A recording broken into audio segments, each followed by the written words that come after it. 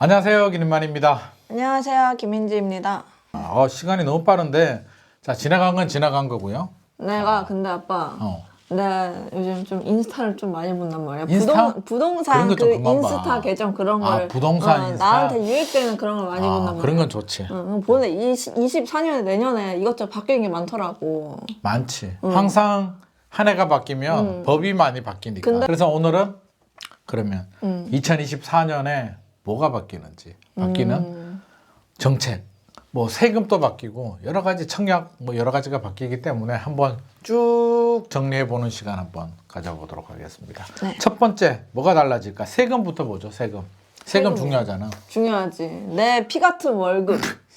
피 같은 월급. 월급도 맞지. 월급도 맞고 우리 세금을 잘못하면 돈이 잘못하면 그냥 뭐 몇십만 원 수준이 아니라 굉장히 뭐 몇천만 원, 몇억 단위로도 왔다 갔다 할 수 있기 때문에 세금이 중요한데 양도세 알지? 양도세. 알지?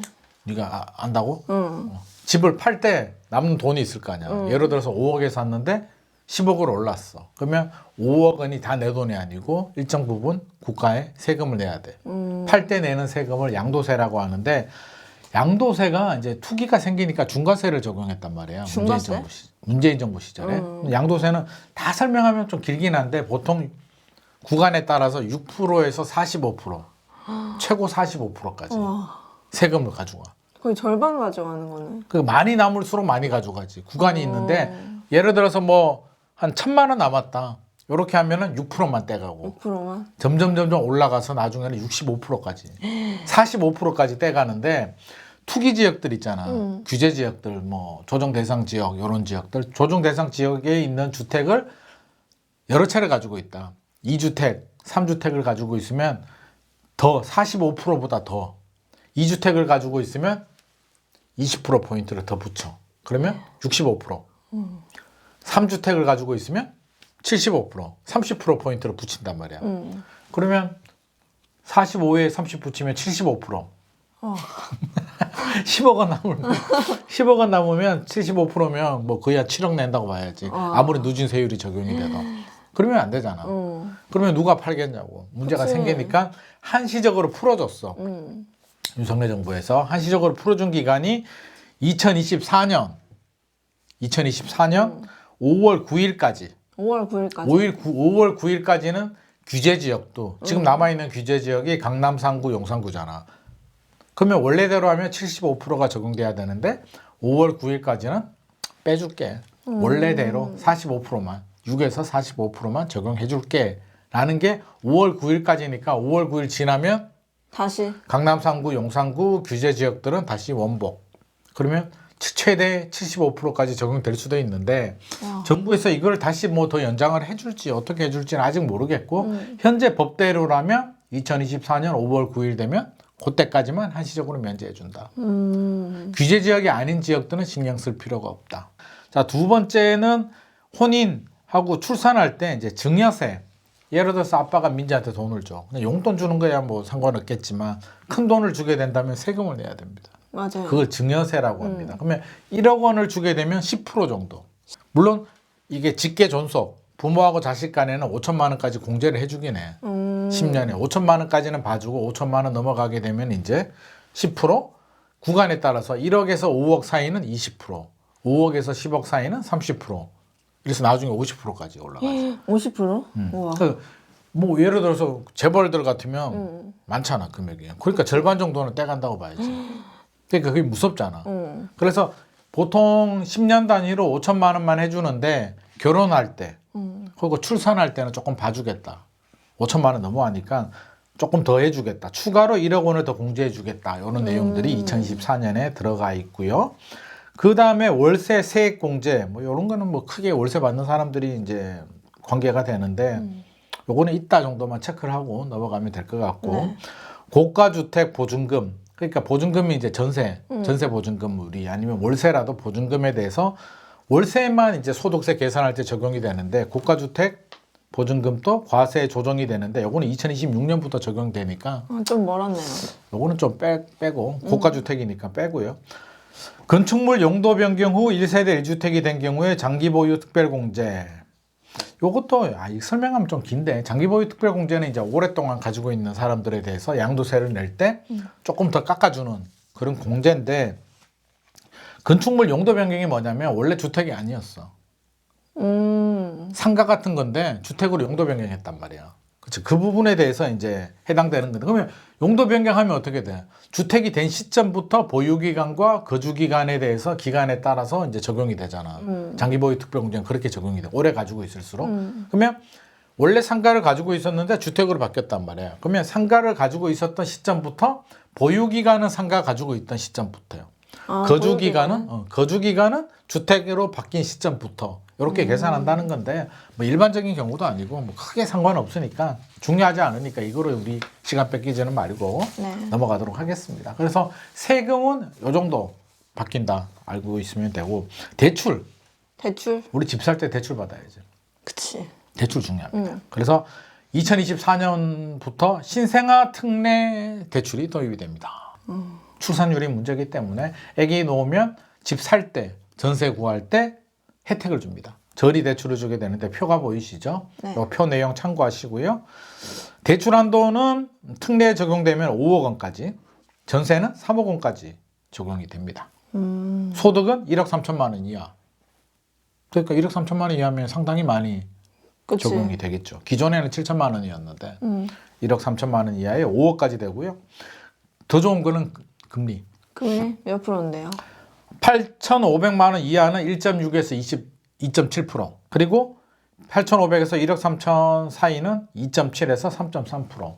아무튼 좋습니다. 요즘 은행 가서 대출 금리 대출 받으면 4% 몇도 잘 안 나와. 4% 후반대 아니면 5% 초반대, 5% 중반대 정도 나오니까 3.3%만 해도 좋다는 말씀드리고 청년 주택 드림 대출 우리 요거 한번 하긴 했는데 주택 드림 대출은 이제 2025년부터 적용이 됩니다. 요걸 하려면 주택 드림 통장을 먼저 만들어야겠죠. 주택 드림 통장은 2024년 2월부터 만들 수가 있으니까 아빠가 그때 우리 만들어라고 했잖아. 금리 4.5% 적용이 됩니다. 그러니까 요거는 기존 우대형 있는 사람은 자동 전환이 되고 우대형 없고 일반 통장 가진 사람은 신청해서 자기 요건이 되면 바꿀 수가 있고 안 된 사람은 그냥 가입하면 되고 금리 4.5%니까 청년들은 무조건 가입하는 게 좋겠다. 무조건 해야 돼. 대기 타고 있어야겠네. 주택 드림 통장을 가지고 있고 1년 이상 보유하고 1,000만 원 이상 납입하신 분들은 2025년부터 이제 분양을 받으면 80%까지 저리 대출 2.2% 대출인 주택 드림 대출을 받을 수가 있으니까 그거는 우리가 좀 알고 있으면 좋겠다.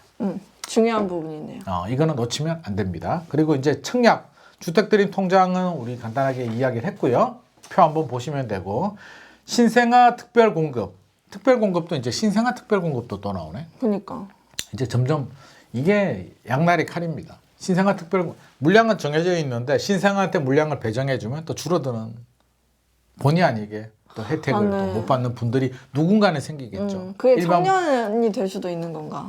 청년보다는 지금 이제 청년한테 포커싱을 맞추니까 기존에 있는 기성세대들이 아무래도 불이익을 보겠죠. 일반 분양분이 줄어들거나 뭐 다자녀가 줄어들거나 아무튼 뭐 좀 줄어드는 게 있겠죠. 그래서 신생아 특별 공급이 신설이 된다는 내용 알고 있어야 되고 요거는 좀 알아둬야겠다. 청약 통장이 미성년자 때 가입을 하잖아. 그러면 언제부터 인정이 될 것 같아? 그게 만 18인가? 그런 걸로 알고 있는데. 원래는 만 17세 2년만 인정해줬지. 미성년자 기간에 2년만 인정해줬는데 이제 5년으로 바뀝니다. 진짜? 5년이 됩니다. 그러면 만 14세부터 가입을 하면 알차게 챙겨 먹을 수 있겠지. 그러니까 갓난아기 때 만들어도 기간을 다 인정받지는 못하고 기존에 2년이었는데 이제 5년으로 늘어납니다. 그래서 요거는 뭐 잘 된 것 같습니다. 요거는 좀 바람직하다. 그렇죠? 그리고 납입 금액도 240에서 600만 원으로 늘어났으니까 진작에 이렇게 해줬어야 되는데. 나도 어렸을 때 좀 만들어주지. 만들었는데 깼잖아. 만들었는데 깼습니다. 깨고 싶다고 해가지고. 그리고 청약 다자녀 기준도 이제 3명에서 2명으로. 야, 우리도 이제 다자녀다 이제. 그니까. 와. 자, 그리고 사라지는 제도도 있습니다. 뭔데요? 특례보금자리. 이거 뭐 대출 뭐 사라진다고 그러던데. 그러니까 특례보금자리가 사라진다고. 2023년에 한시적으로 도입이 됐기 때문에 2023년 9월 26일에 일반형은 이미 없어졌고 우대형도 이제 1월로 종료가 됩니다. 그래서 아쉽지만 특례보금자리가 없어지는 대신에 신생아 대출이 생기니까. 근데 사실 좀 아쉽긴 하다. 신생아는 아기를 낳아야만 되니까. 그치. 애기 안 낳으면 상관없는 거죠. 선택의 폭이 더 좁아지고 애기 낳으라는 얘기지. 출산율이 줄어드니까. 그렇다고 해서 애기 놓을까 싶기도 하고. 대출을 위해서 애기를 낳고 싶진 않을 것 같아. 근데 놓을까 말까 고민하는 분들은 또 놓을 수도 그치. 있겠지. 이제 그런 분들은 좀 적극적으로 할까 말까 하시는 분들은 할까에 좀 포커싱을 맞춰서 정부 정책이 나온 것 같습니다. 중소기업 청년 전세자금 대출 폐지되고요. 집주인 전세금 반환 대출, 집주인이 전세금 돌려주지 못하면 반환 대출 해주는 게 7월까지입니다. 2023년 7월부터 2024년 7월까지인데 아마 정부가 볼 때는 2024년 7월 넘어가게 되면 이제 역전세가 거의 마무리가 된다라고 판단을 하고 있는 것 같고 역전세가 심각하다면 또 연장될 수도 있겠죠. 그렇죠. 그리고 요 정도네요. 그래서 2024년에 요 정도 없어지고 이제 또 변경되는 부분들 세금 양도세 중과세 5월 9일까지고 특히 청약에 좀 많은 게 있었네. 그렇죠? 신생아 대출도 그렇고 신생아 특별 공급도 그렇고 주택 드림 통장도 그렇고 여러 가지가 바뀌니까 결국 느낌이 청년들, 신혼부부들, 출생 이런 부분에 좀 포커싱을 많이 맞춘 것 같다. 우리나라 출생률 문제도 그렇고 정치 공학적으로 본다면 2024년에 4월에 뭐가 있지? 총선이 있습니다. 정치인들의 최대 이벤트이기 때문에 기성세대들은 사실 정해져 있거든. 1번 아니면 2번이야. 그치. 대한민국에서. 근데 청년들은 그런 이념이 별로 없기 때문에 아무래도 청년들의 표심을 잡기 위해서 이런 정책들이 많이 집중이 된 것 같습니다. 자, 도움이 되셨나요? 네, 아주 도움이 돼요. 진짜? 청약이 제일 솔깃해요. 그렇죠. 그래서 어떻게든 정부에서 혜택을 주기 때문에 열심히 찾아서 놓치지 말고 챙겨 드시면 좋을 것 같습니다. 이런 걸 이렇게 잘 이렇게 쪽쪽 뽑아 먹어야 돼요. 맞습니다. 우리 청년들 많이 뽑아 드시기 바랍니다. 오늘의 내용이 도움이 되셨다면 좋아요와 좋아요와 구독 부탁드립니다.